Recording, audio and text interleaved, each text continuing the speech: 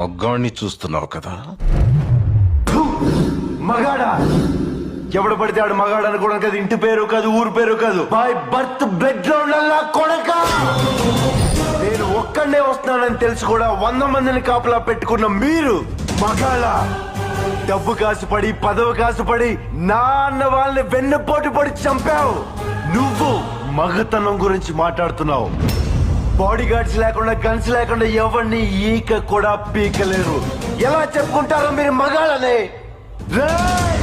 మీరు నిజంగా మగాళ్ళే అయితే మీకు 5 నిమిషాలు టైం ఇస్తున్నాను. గన్స్, కత్తులు లేకుండా నన్ను చేతులతో కొట్టి చంపేయండి. ఒక్కడొచ్చినా సరే, ఒకేసారి అందరూ కలిసి వచ్చినా సరే, నేను ఒక్క దెబ్బ కూడా తిరిగి కొట్టను. నన్ను చంపేయండి.